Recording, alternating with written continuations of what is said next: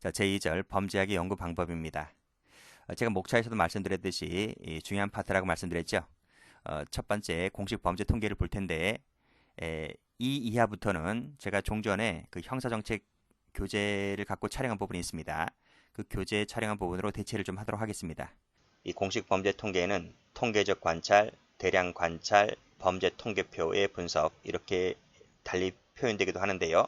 가장 많이 기출되는 단어는 이 공식 범죄 통계라는 용어로 가장 많이 출제가 됩니다. 자, 보죠. 이 공식 범죄 통계는 수사기관 등 정부기관이 조사, 집계한 통계표입니다. 이 통계표를 분석해서 범죄의 규모나 추이를 파악하는 방법을 뭐라 한다? 공식 범죄 통계라 한다. 그런데 이 공식 범죄 통계에는 경찰청이 발행하는 것이 있고요. 즉 경찰청은 경찰 백서 등을 발행하고 대검찰청에서는 범죄 분석 등을 발행하고 법무부 검은색으로만 밑줄거 볼게요. 경찰청, 대검찰청, 법무부의 범죄 연감, 그리고 법원 행정처도 발행하고요. 그리고 법무연수원에서도 발행을 합니다. 자, 이 정도만 알고 계시면 돼요. 뭐를 발행한다는 것은 큰 의미가 없어요. 자, 그런데 기출을 가보면 자, 두 번째죠. 대표적인 기관은 경찰, 검찰, 법원, 연수원 등이다. 그 정도면 됩니다. 그런데 범죄백서는 사법연수원에서 매년 발행하는 공식 통계다라고 이 경비지도사 자격증 시험입니다. 자격증 시험에서는 출제가 되었을지 몰라도 공무원 쪽에서는 이렇게까지 나오질 않아요. 그러니까 이런 곳은 아마 기출이 되었기 때문에 자격증에서 그냥 적어놓은 것이지 공무원 시험 준비하시는 분들은 굳이 알 필요는 없다. 어쨌든 정확하게 말씀드리면 범죄백서는 법무연수원에서 발행되는 통계표입니다. 일단 틀렸습니다.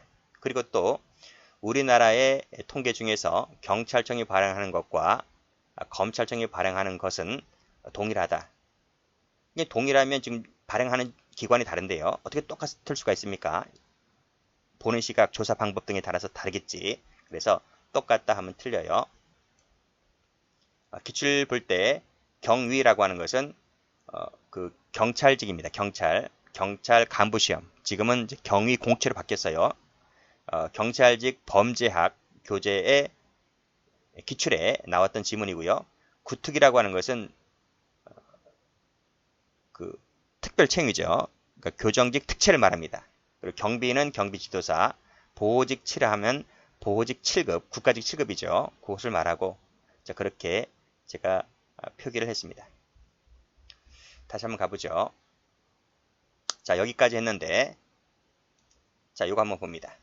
범죄 공식 범죄 통계표가 뭔지를 보여주는 그림이죠. 막대 그래프 나와 있고요. 뭐 이렇게 이런 표시도 있고요. 그리고 막대 그래프 나와 있고 그리고 도표로 2000년도에 전체는 몇 건, 그 중에서 여자는 몇 건, 남성은 몇 건 이렇게 나와 있습니다. 뭐 5년, 6년, 7년, 8년 매년마다 조사했네요. 그리고 이 도표는 대검찰청에서 발행한 범죄 백서를 분석한 것이다. 이렇게 표기가 인용되어 있습니다. 자, 이런 것도 공식 범죄 통계라고 볼 수가 있겠죠. 그래서 뭐 강력범죄 나와 있죠. 흉악범인데 뭐 살인은 몇 건, 강도는 몇 건, 방화는 몇 건 이런 것도 공식 범죄 통계표가 될 수 있는 거죠. 그리고 이것도 마찬가지입니다. 뭐 폭행, 상해, 범죄 피해자, 성별, 연령 분포도 해서 도표로 나와 있고요. 이것도 마찬가지죠. 그렇죠? 이런 것들이 다 그렇습니다. 이런 것도 있어요. 우리나라 지도인데 서울, 경기도에서는 특히 경기도는 뭐 광명시, 파주시, 고양시 이렇게 나와 있죠. 범죄 발생률이 적은 도시 순이다 또는 많은 순이다 이렇게 나올 수 있는 것이고 강원도, 경상도, 충청도, 뭐 전라도 해가지고 딱 나온 것도 전부 다 공식 범죄 통계표에 속한다라고 볼 수가 있는 것이죠. 이런 것들을 등등을 말하고 있습니다. 자, 그래서 다시 오시면 자, 기본적으로 사회 내에서 얼마나 많은 범죄가 발생하는가를 중심으로 하는 연구 방법도 이것을 의미합니다. 자, 이런 지문도 그대로 출제가 되었고요. 자, 통계표의 분석 방법은 범죄 현상을 분석하는 데 기본적인 수단으로 활용되고 있고 오늘날 가장 많이 활용되고 있는 방법 중에 하나입니다. 이 지문도 출제가 됩니다. 그냥 여러분들이 밑줄을 안 그어두면 여러분들이 눈이 가질 않고 머릿속에 남지 않습니다. 그래서 가장 키워드가 되는 것들은 하나씩 약간만 밑줄 그어 두시면 돼요. 이건 제가 근 것이지 여러분이 근 게 아니잖아요. 그래서 범죄 현상을 분석하는데 가장 기본적이다. 가장 많이 활용되고 있다. 그리고 사회 내에서 얼마나 많은 범죄가 발생하는가 이런 것은 뭐 눈으로 봐도 되겠지만 장점 볼게요. 방금 제가 공식 범죄 통계 그림 말씀드렸죠? 이런 그림들, 이런 도표들 말씀드렸는데 이런 것들을 보게 되면 범죄자의 외형적 분석 그리고 한 번의 분석이죠. 일회적 분석으로 당시 상황을 파악하는 데 도움을 줍니다. 그리고 범죄 현상이 범죄율이나 추세 파악 등으로 봤을 때 일반적 경향 파악이 용이하다고 볼 수 있겠고 그리고 질적보다는 양적이죠. 양적 동그라미. 양적 파악이 용이하다. 그리고 시간적으로 비교 연구하는데 유리하죠. 뭐 2000년도에는 어땠고 2001년도에는 어땠고 그러니까 시간적 비교 연구가 하기에 좋죠. 그리고 통상 1년마다 작성되기 때문에 그 일정 기간의 범죄 발생 동향 및 특성을 파악하는 데도 유용하고 그리고 지역별 앞에도 말씀드렸지만 서울 경기는 어떻다 충청도는 어떻다 이러한 지역별 범죄 발생을 비교하기에도 좋습니다. 이런 것이 장점으로 이제 거론되지만 단점이 만만치 않아요. 양적인 파악은 용이했지만 자, 파란 펜으로 질적 세모 세모는 단점을 얘기하고 있는 것이기 때문에 세모 표시를 해둡니다. 아니면 이렇게도 해도 돼요. 질적 밑줄 그으시고 X 이렇게 질적 파악하는 데는 한계가 있다는 거죠. 여기 보세요. 여기 보시면 이 그림에서 뭐 고양시는 무슨 거, 파주시는 뭐 이게 도대체 숫자만 나와 있지 이게 무슨 죄인지 나와 있지 않잖아요. 그치?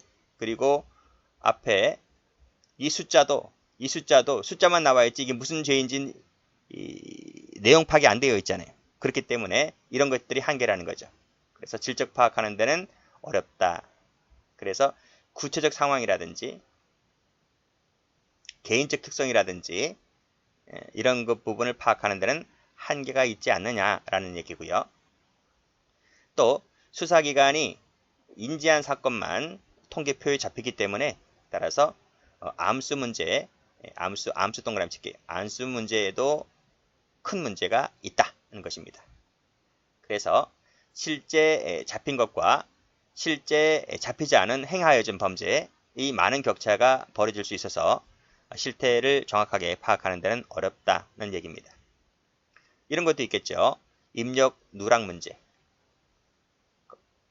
입력 누락 그리고 입력 실수 등 정확성이 떨어질 수도 있다. 아이 뭐 이러고 그렇겠나요? 라고 하지만 아니 대통령실도 이렇게 누락 실수하는 마당인데 얼마 전에는 뭐 건교부인가요? 국토부인가요? 그 아파트 숫자 잘못했잖아요. 그치? 잘못해가지고 뭐 실제로는 뭐 몇십만 건의 미분양이 있었는데 그 미분양 숫자를 파악을 제대로 못한 거야. 아니 정부에서도 그렇게 누락 실수하는 수도 있기 때문에 뭐 수사기관은 뭐 더 할지도 없겠죠. 수사기관은 더 많이 하면 하는 거지. 그래서 이런 것도 종종 발생할 수 있다는 겁니다. 그리고 공공기관의 전문성 부족이라든지 책임 회피 등이 원인이 될 수도 있고요. 전문성 부족이라는 말은 무슨 말이냐면 보통 이 통계를 잡는 사람들이 공무원이 아닌 수도 있어요. 뭐 외주 주는 사람들도 있을 것이고 뭐 단기 채용일 수도 있기 때문에 약간 전문성이 떨어진다는 말이 그 말일 수도 있는 겁니다. 그리고 또 여기 있는 통계표를 잡을 때, 그쵸? 이 통계표를 잡을 때에 뭐 그림이 여러 가지잖아요. 그림을 이렇게 잡든 또 이렇게 잡든 이런 것은 다 뭐다? 어떻게 정의하는가에 따라서 어떻게 정의를 내리는가에 따라서 분류가 달라진다는 거야. 달라지기 때문에 달라지면 통계표도 달라진다는 거죠. 그쵸? 그런 내용이 있고요. 자, 그리고 이 통계표는 범죄학적 연구를 위한 통계표라기보다는 그치? 연구를 위한 게 아니죠. 연구를 위한 것이 아니고 이 주체에 따라서 수사기관이면 수사기관이 보는 입장이 다를 수가 있겠고 교육기관이라면 교육기관이 보는 관점이 다를 수가 있습니다. 그래서 연구를 위한 측면보다는 사법기관의 그 독자적 그 목적을 우선시하는 것이기 때문에 그렇죠? 작성 주체의 목적을 우선시하는 것이기 때문에 연구를 위한 자료로는 한계가 있지 않느냐 이런 얘기입니다. 한계가 있다는 말을 제가 X할게요. 연구 측면은 좀 떨어진다 이런 얘기입니다. 자, 그리고 자, 범죄 및 범죄자에 대한 일반적 경향, 추세, 추이만을 나타낼 뿐이지 내적인 관계 그리고 원인을 밝혀낼 수가 없다. 왜 그럴까요? 질적인 것과 관련되어 있겠죠. 이 질적인 것과 관련되어 있기 때문에 내적 관계의 원인을 파악하는 데는 힘들다라는 겁니다.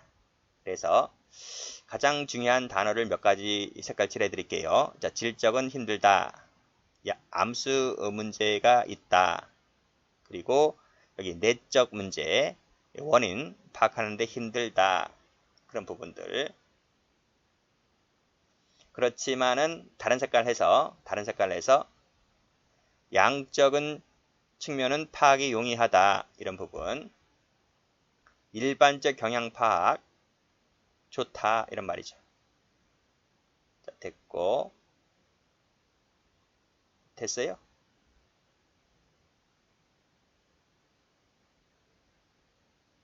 연구도 마찬가지로 연구하는데 힘들다. 이런 부분. 어떻게 분류하는가에 따라 어떻게 요 색깔 칠할게 어떻게 정의를 내리는가에 따라 자료가 달라진다. 이런 부분들. 그 정도면 됩니다. 다 하지 마시고. 또 있죠. 다음 페이지 가보면 자, 집계 기준에 따라서 통계 차이가 발생할 수 있다. 이것은 여기와도 관련되어 있겠죠? 여기 어떻게 분류하는가에 따라 달라지듯이 기준에 따라서 통계 차이가 달라질 수가 있다. 그리고 우별범죄와 계획범죄의 구별이 곤란하다. 곤란하지. 왜냐하면 양적인 것만 나타내고 있기 때문에 질적인 파악이 곤란해서. 그래서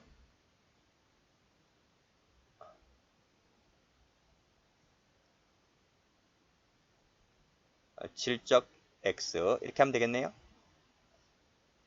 또 경찰 쪽에서 봤을 때는 우리 치안 좋다.